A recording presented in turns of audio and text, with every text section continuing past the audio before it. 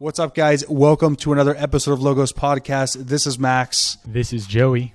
And on today's episode, we're going to be talking about the movie Air, not to be confused with Air Jordan or Michael Air Jordan or Michael Jordan film. Just a movie. Just Air. Just Air. Just a whole lot of air. Although it is about Michael Jordan and Air Jordan. It is.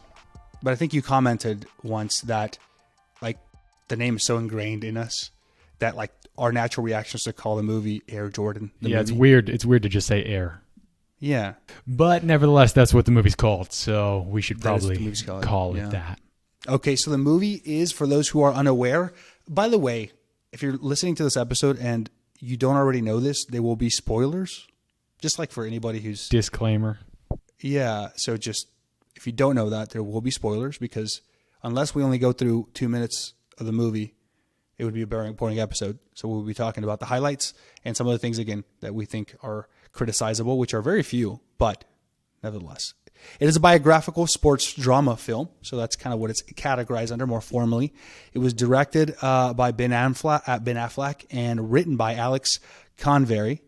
And interesting little fact about the writer, it's his first movie script ever. Wow. I think I saw that somewhere, actually. Yeah, that's pretty impressive. I mean, he did all right. I think I maybe could have done better, but... Sure. Joey could have always done better, no doubt. We won't go there. Hey, before we start talking about this movie, should I welcome people to Logos Podcast? Yeah, I guess so. I guess you should welcome our guests. That's right. Hey, people, welcome to Logos Podcast. Glad you're here. Max and I are seminarians, which means we're studying to be Catholic priests. This podcast is about introducing you to the intellectual and spiritual tradition of the Catholic Church. That's and right. Sometimes we talk about movies and draw out themes that relate to the intellectual and spiritual tradition of the church. If you like what we're doing, if you already follow Logos, if you want to follow us more closely, you can go to our, we have a TikTok page, Instagram, we have a website, we're on YouTube. So check us out on all those platforms and like and share and subscribe and leave comments and do all that stuff. That'd be very helpful. And also, if you want to support us financially, you can go to patreon.com/Logos Podcast and you can become a monthly donor, or you can make a one-time donation. But we really appreciate, we're so thankful for all the people who support us and allow us to keep doing what we're doing so that we can hopefully bring you all closer to the Logos himself. So thanks for being here. And thanks for your spiritual support too. We know that there's a lot of people out there praying for us. So yeah, Max, how are you doing, bro? What's new in your life?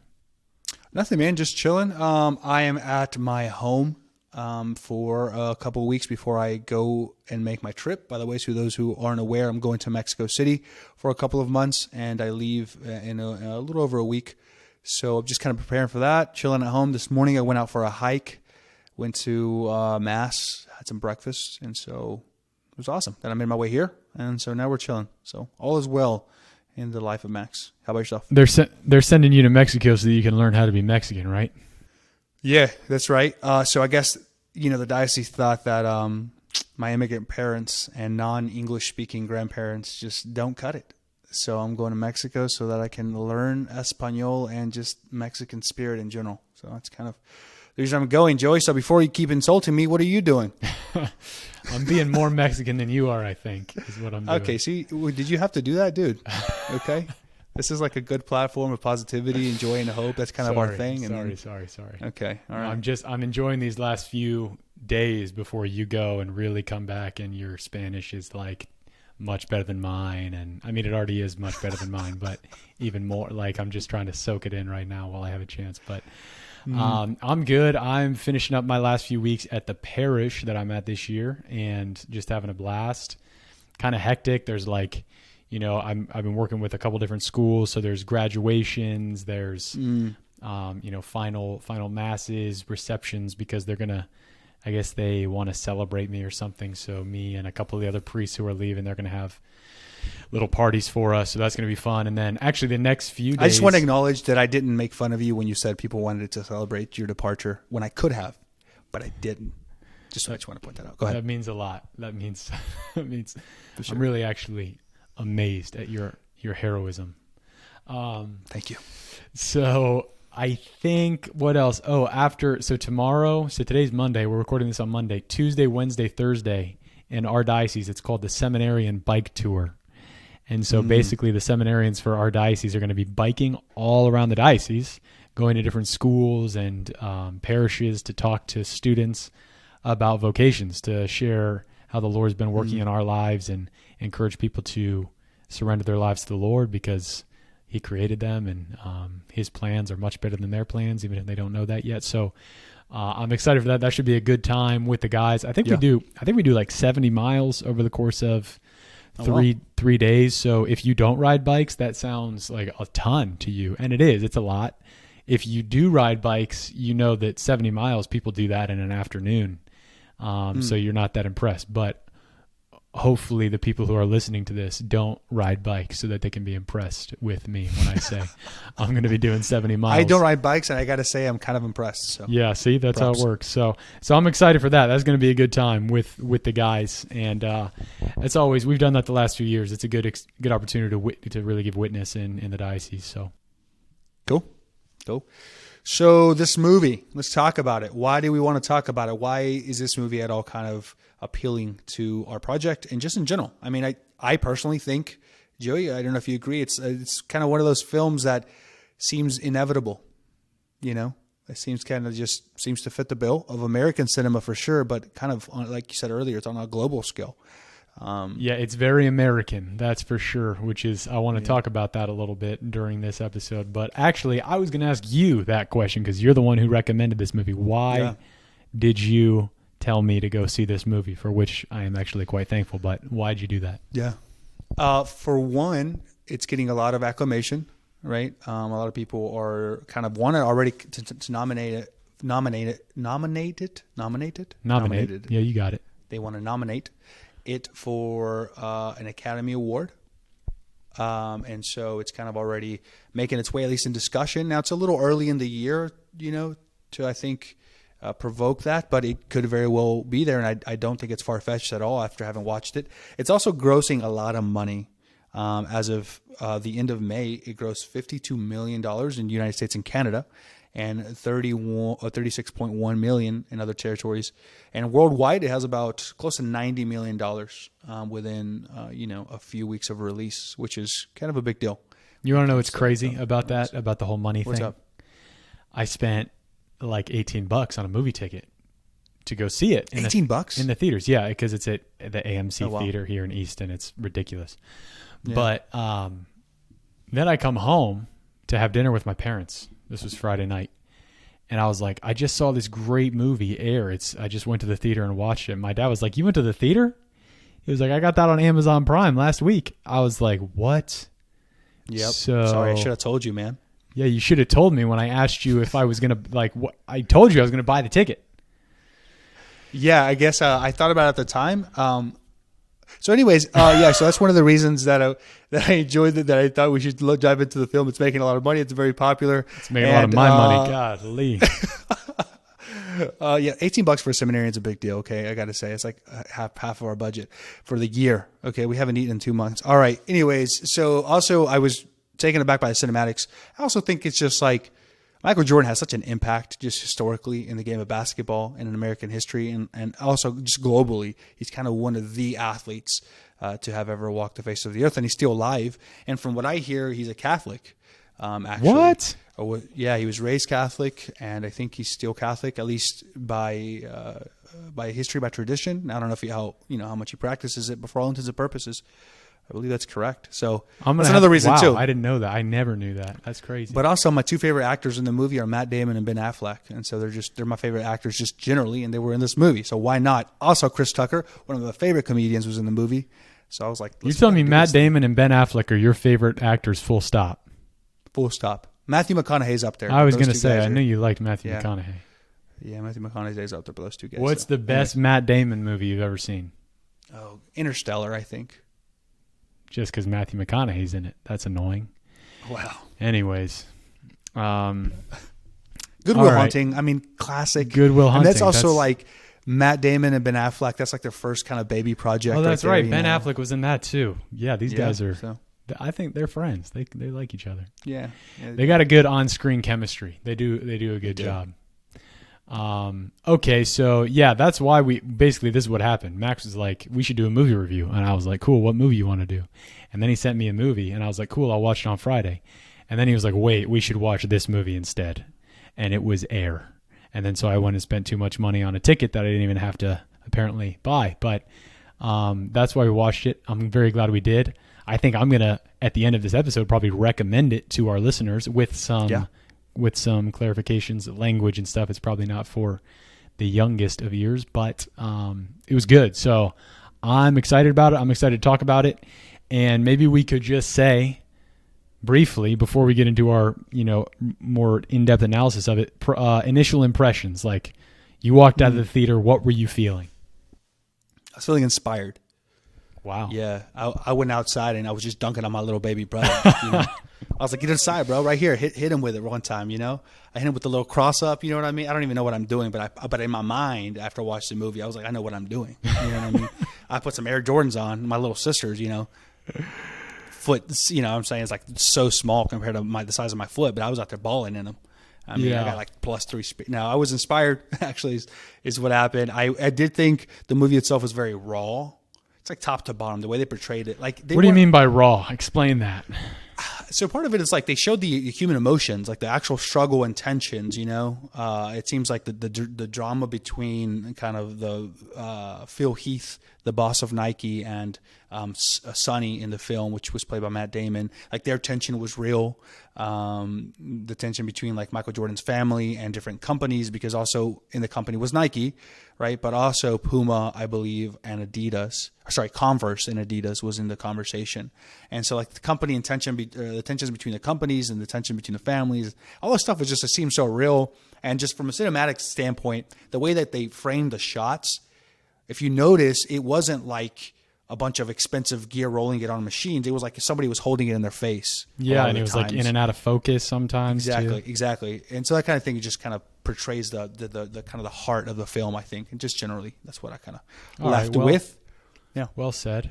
I think for those of you who don't know, just to give you a broad overview of the movie, it's about the story of the company Nike taking a huge risk, really betting it all on Michael Jordan, who at the time was an 18-year-old kid. Not 18, I think at this time he was probably around 20, because he was a junior. He finished his junior year at University of North Carolina. But it was about Nike was a running company, primarily running shoe company.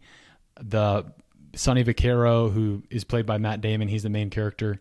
He was like a basketball guru. So he was he was brought in to Nike by the department for basketball to try to grow the department and make it competitive against Adidas and Converse, who were dominating at the time. So guys like Magic Johnson, Larry Bird, they wore Converse shoes. And then Adidas was apparently at that time, this was back in the 80s, it was big, like all the rappers in the rap videos were wearing Adidas, like Adidas was what was most popular. Nike was just this very niche, like running shoe company. And he was very successful, but Sonny Vaccaro was brought in to try to find athletes who Nike could sign with contracts to for their basketball department. And basically the story is about how Sonny Vaccaro really bet everything, like the entire basketball department's future stability, his own career, the career of his boss. They bet it all on Michael Jordan and designed this shoe, the Air Jordan, the first ever Air Jordan, specifically for Michael Jordan, which had never before been done.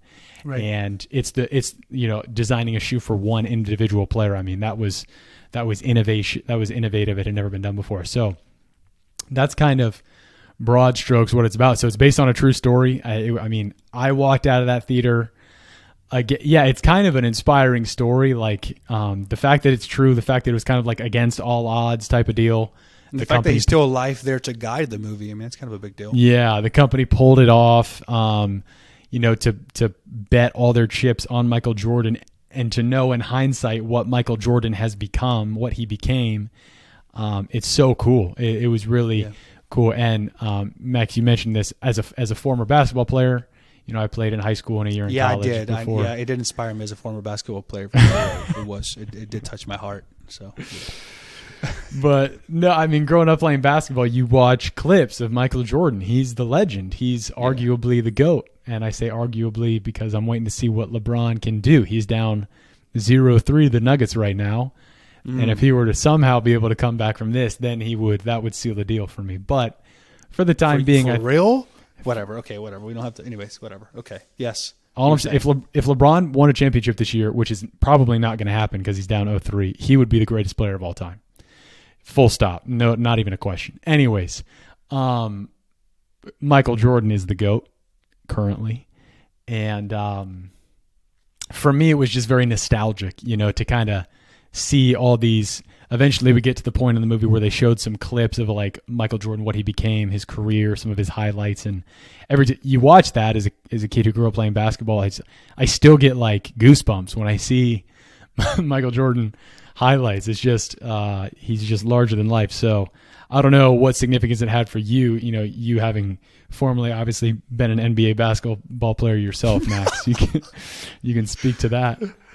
Sorry, I'm just laughing because it really just takes me back in time, and it's just thinking about all the great moments I had in NBA basketball. No, actually, I really suck at basketball. Okay, if I'm being honest with you, Joey's laughing because he knows it's true, yeah, and I like to play. But I can block Joey.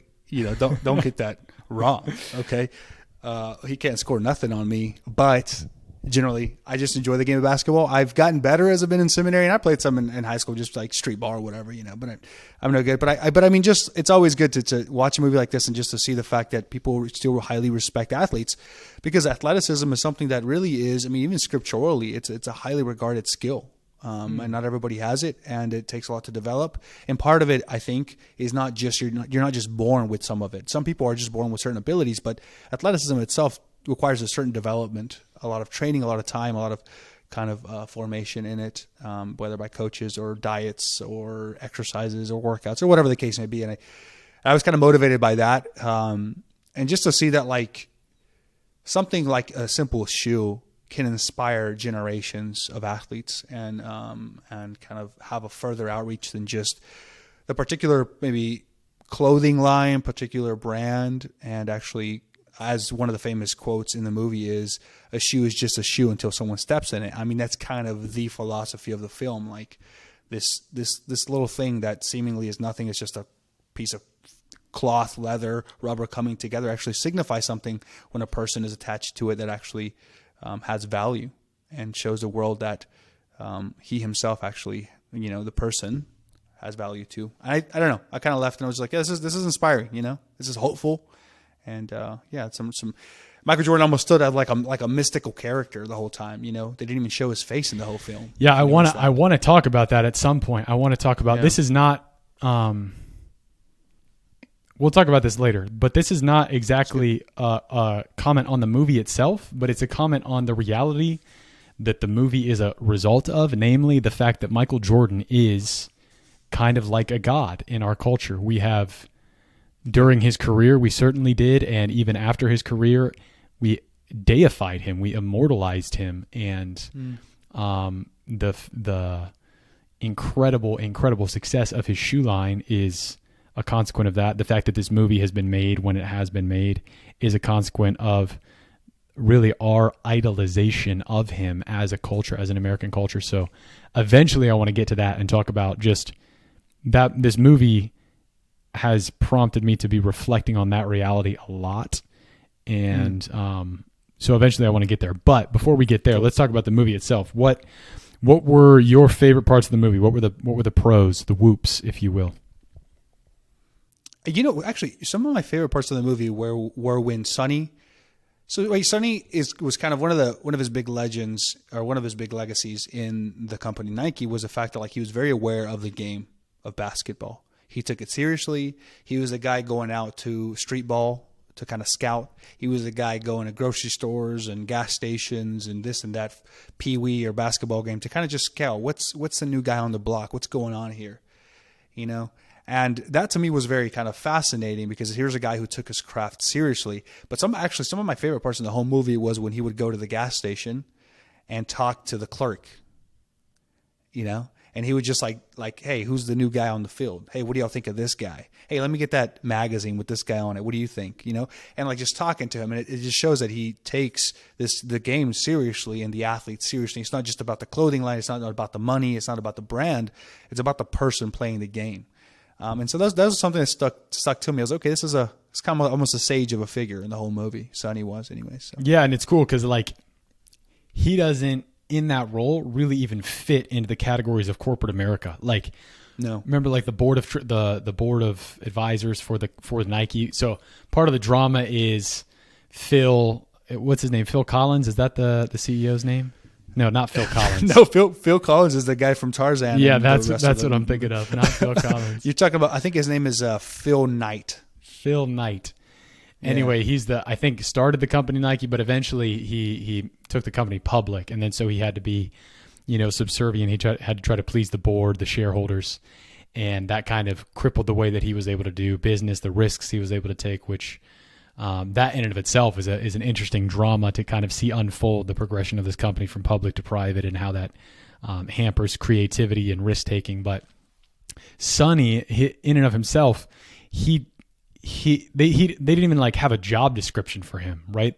The board was like asking Phil, what does he actually do here? And Phil, the CEO who knew Sonny, who was really good friends with him, who had hired him, who had trusted him so much, he wasn't even really able to define what Sonny did for the company, because Sonny's genius was simply that he knew the game of basketball like inside and out, and it was a sense, it was an intuition, it was a real knack for seeing talent, spotting it.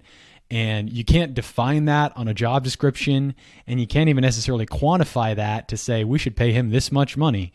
But nevertheless, he was invaluable, and it was ultimately his expertise, his passion, his love for the game of basketball that led him to really spearhead this risk that the company ended up taking on Michael Jordan, which ultimately proved to be incredibly successful. So yeah, that was cool. That was a cool aspect of it. Yeah. So that's one thing I like. I think there's obviously in every movie, there's kind of climaxes and kind of build up to certain scenes. And I think one of those scenes was when they were all together. I think it was like the marketing team, I think. And they invited Sonny into the conversation because, as you stated earlier, they were trying to recruit somebody. And the guy that they were throwing out all these names on the wall. Well, what about this guy? What about that guy? And Sonny was like, no, none of these names are serious candidates for what we're trying to do here. Because part of the drama here is that this is Nike in 1984. Okay. Running shoes was their thing. They had a basketball shoe line, but it wasn't doing well. Mm-mm. And so basically they were being considered to shut down that branch of the department of Nike. And so all of a sudden they have, I think, was a $250,000 budget. That was their budget. That was their budget, right? To hire whoever to sponsor their shoe, or hire whoever's multiple people to kind of brand their shoe. And Sonny's like, no, Michael Jordan has to be the one.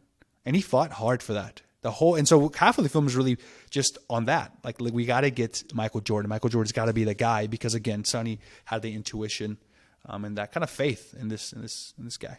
And what's funny, yeah. So there again, you mentioned faith in this guy, which we'll get to, which I want to comment on as well. But what's funny too is that Michael Jordan had apparently explicitly said multiple times, because he was a big time.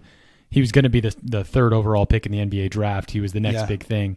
And so these shoe companies, Converse and Adidas, they all wanted to sign him. And Michael loved Adidas. And apparently he played for University of North Carolina, and they were sponsored by Converse. So Michael would, wear Converse for his basketball games at North Carolina. But apparently immediately before the game and immediately after the game, he would put on Adidas, even though the team wore Converse. So like he was on the record as having loved Adidas. That was his first choice. Then Converse was a close second. He said that he would sign with any shoe company who agreed to buy him a red Mercedes-Benz except Nike. He said, I'm not signing with Nike. So he was prejudiced against Nike from the beginning, and ultimately would never have even sat down with Nike or Sonny Vaccaro for a meeting had it not been for his mother. Yeah. And so that's actually where I want to go next with this. Please. I think that's kind of like the pinnacle of the movie. Well, actually there's two parts. I think that's one of the important conversations that takes place in the movie, is when Sonny, against all odds and really against even the advisory of the company, and David Falk, which was the manager of Michael Jordan. Like, David Falk was like, "Don't do this. This is illegal. This is not what we do in business. You could lose your job. This and that." So he's like, "I'm doing it." So he's like, "I'm already losing. What else? Let's just put it on the line here." So, anyways, Sonny decides to go to Michael Jordan's house and sales pitch Nike to the family.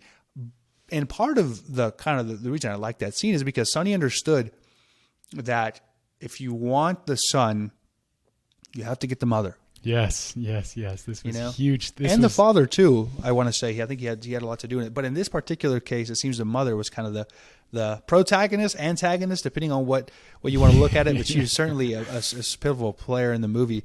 And Sonny, talks to the mother, and one of the lines that sticks out from that was basically like, I think that you might be, Sonny's telling to the mom, "I think you might be one of the only people in this world that knows the talent of your son." Basically, like you are one of the only people in this world that knows the true value of your son, and I do too. Yeah. Right? So here's like Sonny knows and the mother knows. That's an intimate connection.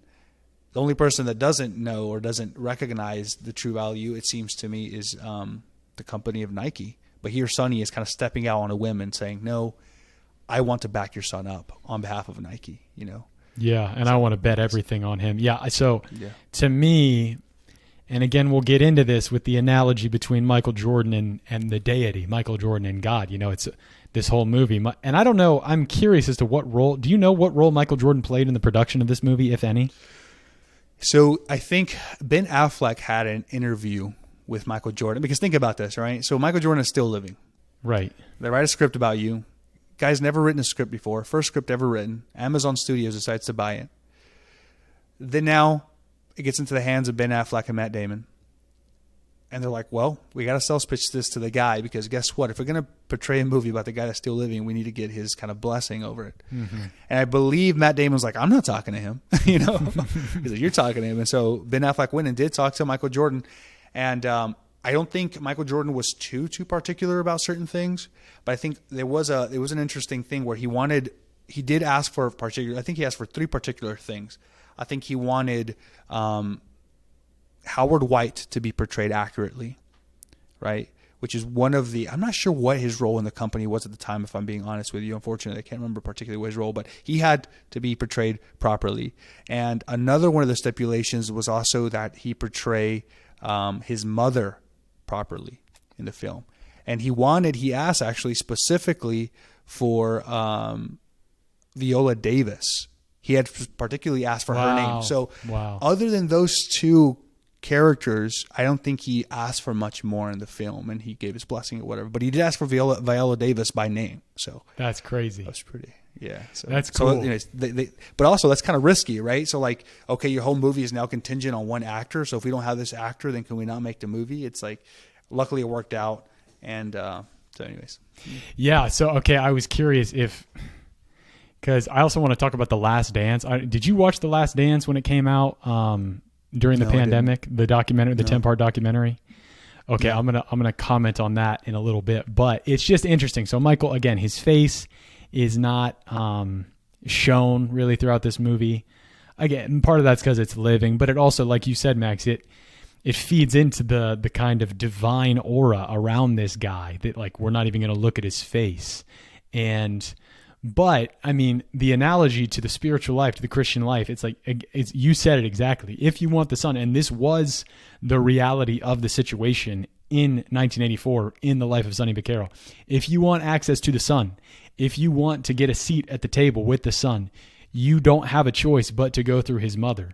The mother's the one who loves him the most. The mother's the one who knows him the most intimately, who knows his value, who's going to, fend for him and demand that he gets what he's worth.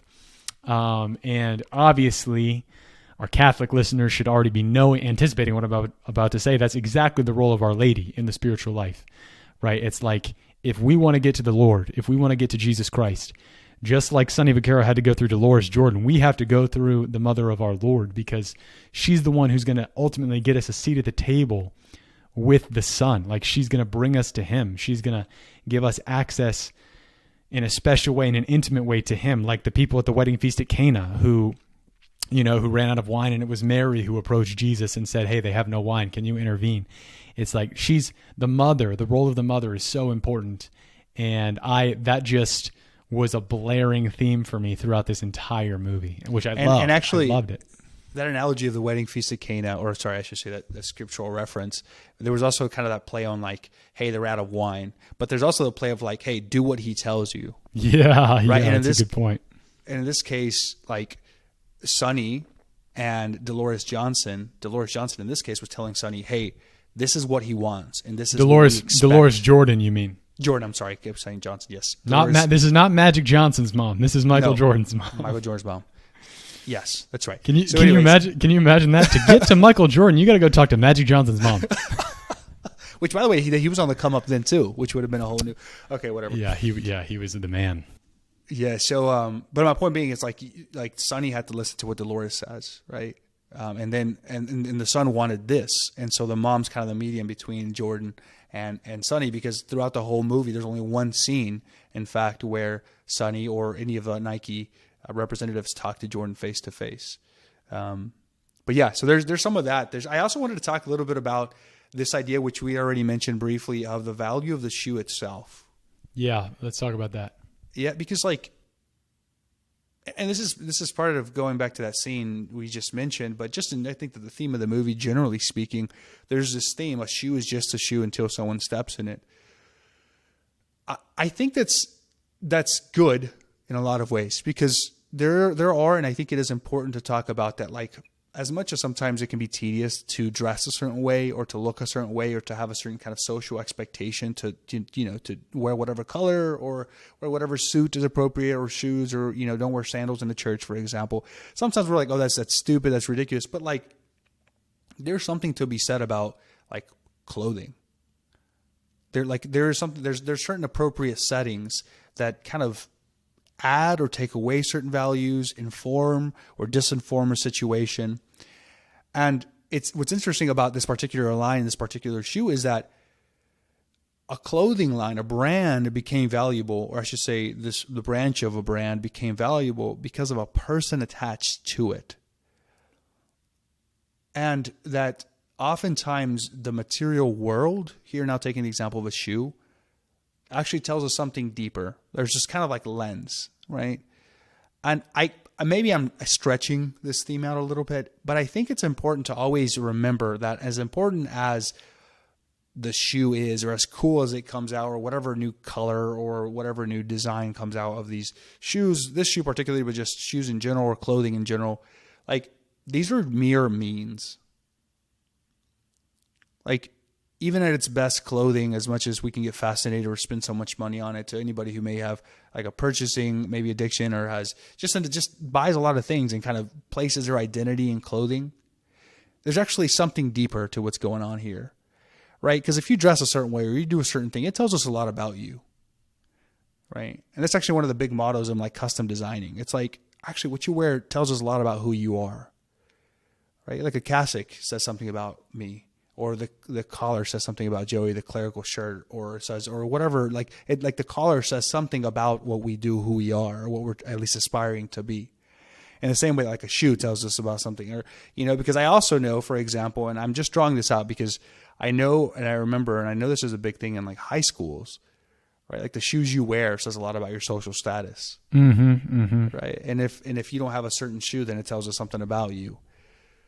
And that's true, but also kind of balancing that with like, yeah, but it's not all about the clothing too, and it's about the value of the person. So, yeah. So let me I like this conversation. So like I'm thinking out loud here, but like clothing, shoes, it's meaningful. Like it signifies something, which is why one of the corporal works of mercy is to clothe the naked. It's like, it does bestow dignity on someone to clothe them. And yeah, like there's a reason we dress up, for example, to go to mass. It's because certain occasions, to weddings, right, to merit, clothing that say something. But what's fascinating to me about, continuing this train of thought is, you said the significance of the shoe is great because of the person who wears it. So that's the big theme of the movie. And what was cool, about the movie itself is that, so the precedent before this, I mentioned this at the beginning when I was giving the overview, but like a shoe had never been branded specifically for one individual person before. So like Magic Johnson and Converse, or Magic Johnson and Larry Bird, they both wore Converse shoes, but the Converse shoe was it was a stock shoe. Like it looked the same.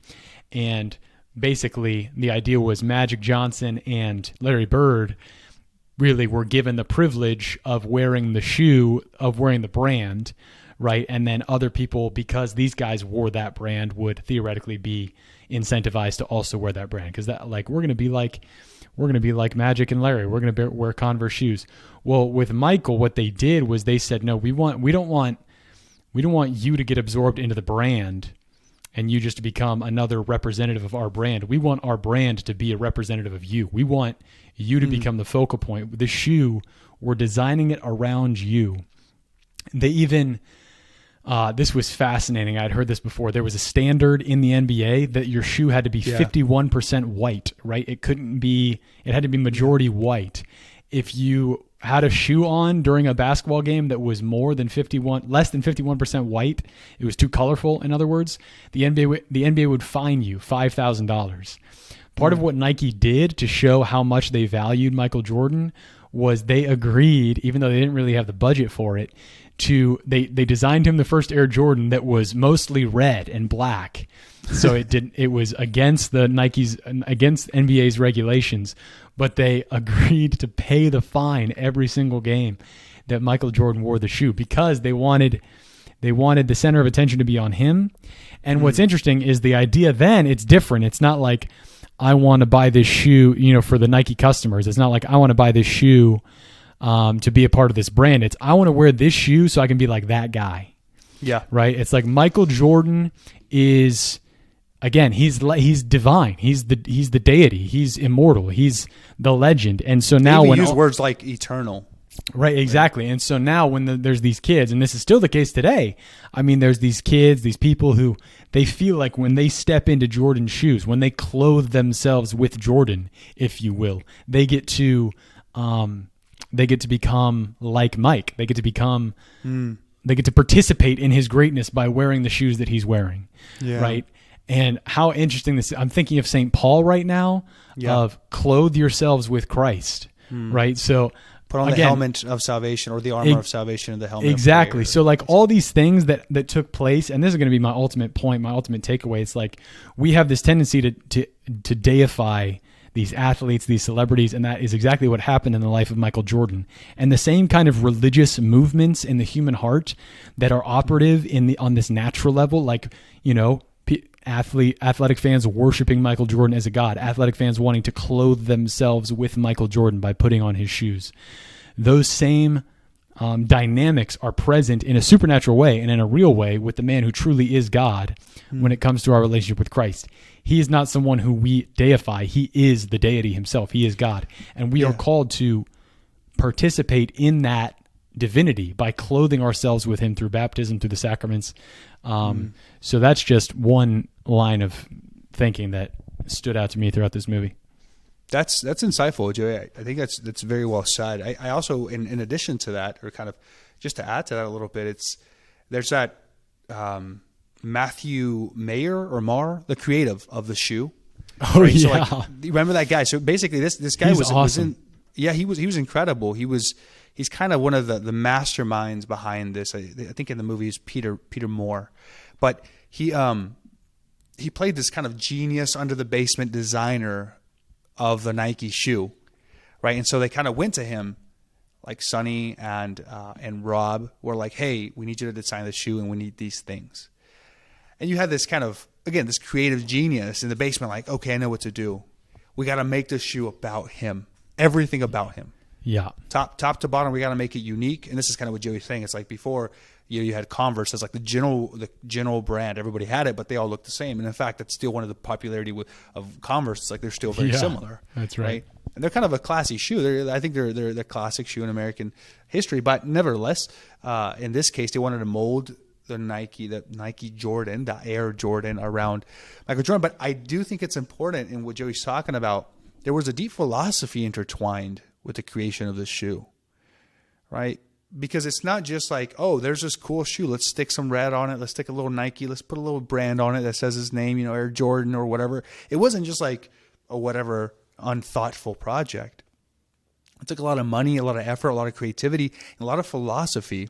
And in fact, the whole idea behind it was to build a soul and a form around what was happening to fit and be molded around the person of Michael Jordan. And so there's this kind of stamp of uniqueness with individualism, individualism, right? And you still see that, right? So like the person who wears the Air Jordan still tries to stand out. Like that's the whole idea with it. It's like you want to be the guy wearing the Air Jordan. You want to be the guy clothed, to use Joey's terms here, clothed in the garbs of Jordan, and to be kind of take on that persona.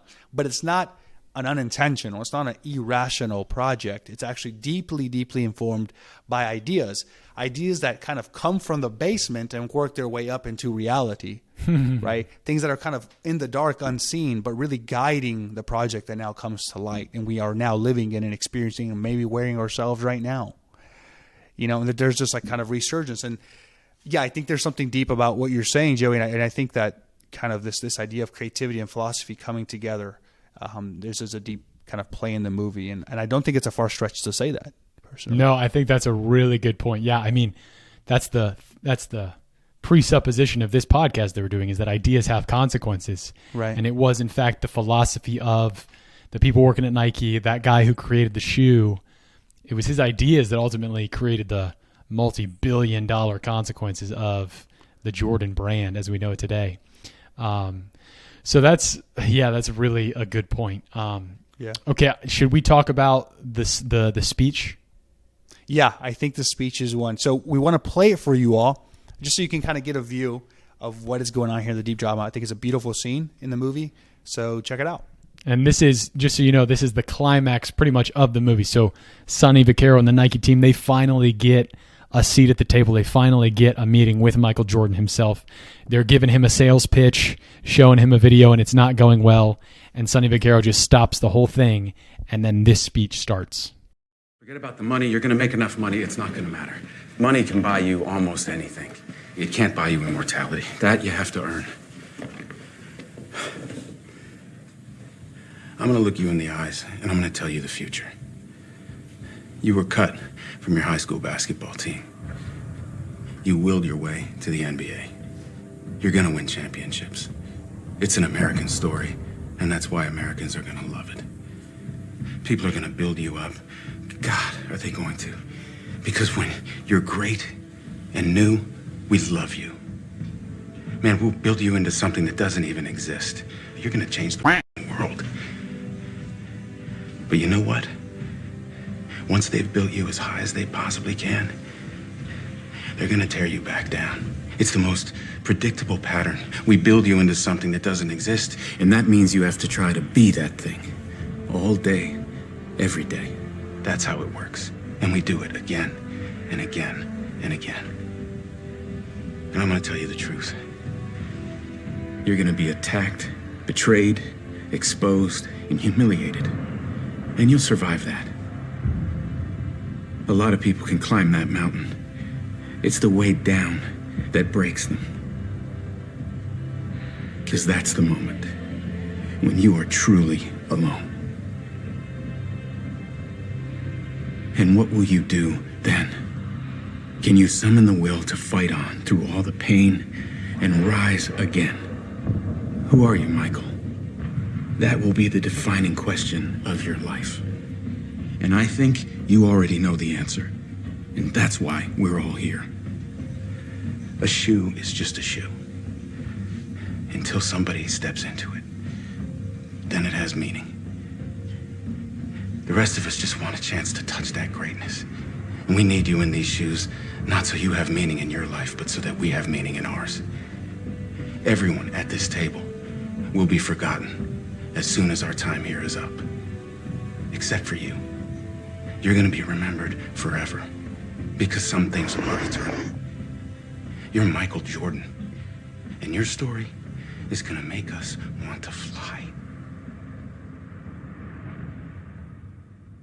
one of the things that's, I think, deeply beautiful about that scene is the fact that, like, there's a recognition that fame comes with suffering. Mm-hmm. Mm-hmm. You know, that like a lot of people have this view that success just kind of comes willy-nilly, that you don't actually have to work for it. But we know, and the cross shows us, that actually anything worthwhile demands your life, demands your reputation. You know, obviously Michael Jordan is not Jesus Christ, but that is to say that, like, on the way to something that's glorious is a road paved with treachery, with difficulty, with suffering. So anyways, just a little thing I wanted to point out. Yeah, and this is why Michael Jordan is, an American hero in some sense, because, he was the underdog, cut from his high school basketball team, and just with his really incredible work ethic and drive and desire, he really willed himself and his team to greatness and to championships, and that's an incredible thing. Like in terms of human personalities, Michael Jordan, I think it really does. He stands out just in the sheer force of his will, which was extraordinary. Anyone who watched him play the game, who watched him work at his craft, I think got a sense of that. But to what you just said, Max, what I was thinking when I heard that speech is that, Sonny's exactly right. What we do as human beings, this is not just an American thing, this is a human being thing, but we find people who display sparks of greatness and we deify them, right? I've mentioned this already this episode. We build them up. Sonny said we build them into something that doesn't even exist, and then we expect them to be that thing, and then we tear them down when they fall short of our expectations, right? But then, so I'm thinking of like ancient Rome and Julius Caesar, right? How they deified their emperors. But then, and after the emperor dies in the way that he did die, right? Eventually betrayed by his friends. What did they do? They immortalized him by developing a public cult to the emperor, right? Like they built statues of him. They continue to worship him. In a sense, there's literature about him. In a sense, there's a deep analogy of what we've done with Michael Jordan in the Jordan brand itself, right? We built this guy up as God. And for so many people, he gave their lives meaning because they watched him do incredible things on the basketball court. They saw the sheer force of his will, his determination, his greatness. And they saw some guy that, didn't make the high school basketball cut, all of a sudden can make millions and kind of become this almost, as they said, eternal Exactly. And if you know Michael Jordan's career, you know that he had to endure that fame and suffer that fame, like really more than any other professional athlete had ever had to do before. And it took a toll on him, and eventually he did have to leave the NBA and came back. But nevertheless, despite all of that, what have we done as human beings? We've built statues to him. We've erected the Jordan brand itself to immortalize him. And so that we can continue to find meaning and hope and value in that greatness. What's fascinating, though, to me, I'm thinking about the Lord himself, the true God and true man, who you can imagine we human beings, the people who knew Jesus, who met him, they did exactly what people do to Julius Caesar. They did exactly what we've done to Michael Jordan. As he was performing his public works, as he was performing his miracles, gathering a following, people were building him up in their minds as thinking, maybe this guy is it. Like maybe this guy is really divine. Maybe there is something of the deity in him. And what was crazy about Christ that's different from Julius Caesar, that's different from Michael Jordan, is that he didn't fall short of their expectations. In that scene that we just listened to, there's a powerful clip of Michael Jordan's just kind of like eyes, as he's staring off into space, and you're seeing his humanity. Really what you're seeing is like, this guy really is just a man, and he can't possibly bear the weight of all our expectations. With Christ, people were convinced that this was a man, but that maybe there actually is something more about him. Maybe he can bear all our expectations and then some. Maybe he continues to perform miracles even when we doubt him, to raise the dead even when we think that's not possible. But then what did we do? We did what we do to everyone, is we tore him down eventually. And we revealed that that's less because of him and more because of us, more because of our brokenness. We almost couldn't bear the fact that someone was actually living up to those expectations, because then what would that demand of us? Right. And then what's crazy about Christ is that when he did, quote unquote, come down the mountain, when he did fall short, when he did, the mountain of the cross, right? When he ascended that mountain and was crucified and abandoned and forsaken, we didn't erect statues of him to immortalize him, but he gave us himself to remain with us in the Eucharist. Like the fruit of the cross is what remains with us. And now he really is, we don't have a Jesus shoe to put on. We have Jesus's flesh here that we actually consume. And now, if anything is a brand of Jesus, if anything is like, the Air Jordan symbol, if anything is like that, it's the very sign of the cross. It's the sign that it's the crucifix, which we wear around our necks. It's like, so I don't know how coherent all those thoughts were, but those are thoughts I've been having ever since watching the movie. So thanks for listening to me ramble. I do want to say that, like, there's something I think deep about what you're saying, Jerry, because I've been reflecting on just the importance of symbolism in general, right? And I think partly is because of this movie, like we have all these different things to symbolize this. And I said this earlier, this kind of great reality. We have all these things, right? To kind of symbolize this great value of a thing. And I think what you said has a lot of bits of wisdom in it, because in fact, that is the case. It's like, and Socrates talks about this. He says, the fully virtuous man would have been killed on a plank of wood, something to that extent. Yeah. And we have that exemplified in Jesus Christ.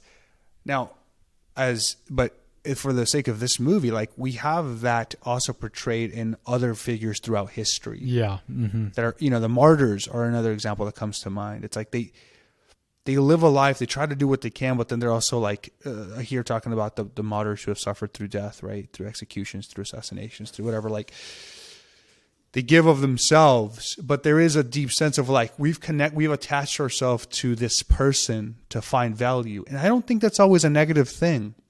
I think we're just people who long to be in union with something that is eternal or seems eternal. Yeah, I think you're right. I think we're people of faith. We want to kind of dive into something we don't fully know it or acknowledge or are aware of, but we see it as a good thing or potentially affecting something good in us. Right? We have that longing in our hearts, and in the similar vein, we hope to reach the summit that they've reached. In this case, Michael Jordan, maybe the Emperor Julius Caesar, as you mentioned earlier, and the fullest expression of love, the fullest expression of perfection, of unity between humanity and divinity, is ultimately Jesus Christ, right? So taking the Emperor Julius Caesar now and applying that to Michael Jordan as kind of this great athlete, this great person, really in a lot of ways, this kind of, as I said earlier, like a mystical kind of character in history. Those are kind of, I think, natural aspirations. We hold them up as figures because in a world that has forgotten the true gravitas of the saint or the true gravitas of human dignity, these examples in history show us what man is capable of. The issue is it's done in the name of the self, right? Whereas the saint or the martyr or just the faithful person doesn't do it in the name of self. It does it in the name of Jesus Christ. That's true. Yeah, that's a good. So Michael Jordan, in all of his desire for greatness, it was really, I don't want to completely pretend to know the motives of his heart, but certainly some of it was trying to win, right? Trying to be the best, trying to to represent his family well, right? To give a good name to his family, to his kids, to his to his partners, to his mother, to his dad, who have worked so hard to get him there. But here being that, the distinguishing factor is that ultimately, even at its best, it's not about that. It should not be about even trying to produce the good means for your family, even to give a good name or reputation to yourself or your family or those you care about. It should be ultimately, in full stop here, to praise Jesus Christ, to be in union with God the Father, right? And that's what we should all be aiming for. And I think that and I'm again not diminishing here the example of the movie or example of just Michael Jordan in general, because I think he has inspired a lot of people rightly to kind of aspire for something greater. And it's good that they have this in their life. And some people need that inspiration in their life. But to never forget that, like, as best as Michael Jordan, or as good as Michael Jordan was, or as good as any other great athlete or leader or politician or whatever in the world is, it's like it's all supposed to draw us into closer union with him who is truly good, him who is truly beautiful, him who is truly true and perfect. It's God himself. And so, and I think that's really one of my large criticisms of the movie, is that we forget that. We watch the movie and we leave inspired, but we don't leave inspired to be in closer union with God. We leave to be a better athlete. We leave inspired to make more money. We leave inspired to make a better, in my case, like, oh, that cinematic style was sick. You know, like these are kind of, it's like we leave, but we don't leave with the motivation that I think we should have left with. Yeah. I think that was really well said, Max. I don't think, and I reflect on this a lot, as a former athlete, and kind of like, I don't think there's anything wrong per se in being inspired by Michael Jordan, being inspired to overcome and achieve and fight through adversity and work hard and win in the realm of sports or in whatever, area of expertise you might find yourself in. But where it does become disordered is when we build him up as God, when we treat him as God, when we worship him or someone like him, someone else who excels in a sport or in a craft. It's like they're not God, they're human beings. And there's only one human person, not a human person. There's only one human being who we can build up as though he were God and actually not be led astray through that process. And that's the God-man himself. That's the Logos. That's the Lord. So, So, and I would echo that. So, criticisms of the movie: it contributes to this deification of Michael Jordan, which I don't necessarily think is healthy, but for the sake of the movie, it's kind of cool. And then, B, the language. There's a couple really grotesque scenes with some awful language in there. So if you're thinking about taking your middle schooler to see this movie, I might not advise that. But then again, middle schoolers today have probably heard a lot worse. So I don't know. You can let the parents be the judge of that. But so overall, what would you rate this movie, Max? On a scale from 1 to 10, like an 8. I think it's fair. Yeah, because I think it was a great movie, man. I think, we also have to be balanced in our approach as kind of seminary inspiring for the priests and kind of calling out some of the things that we see were lacking. But I think our general assessment of the movie is that it was a great movie. An 8 out of 10. Yeah, I'd say something similar. Maybe like a 7.823. You just had to be different, homie. Why did you do that? The other thing that was there was no sex in this movie. There was no like political ideologies coming through this movie. That's true. It was refreshing just to watch a good story unfold. So I love that about it too. Every time I go see a movie nowadays, I kind of like, okay, what am I about to be fed? And after I left the theater, I had absolutely no regrets or nothing that significantly bothered me. So it was good. So yeah, for those who can handle some foul language, go see this movie. I think it's good. Yeah, I would echo that. Guys, we hope you enjoy this review. I have no last remarks. Joey, do you? Nope, I don't. Right on.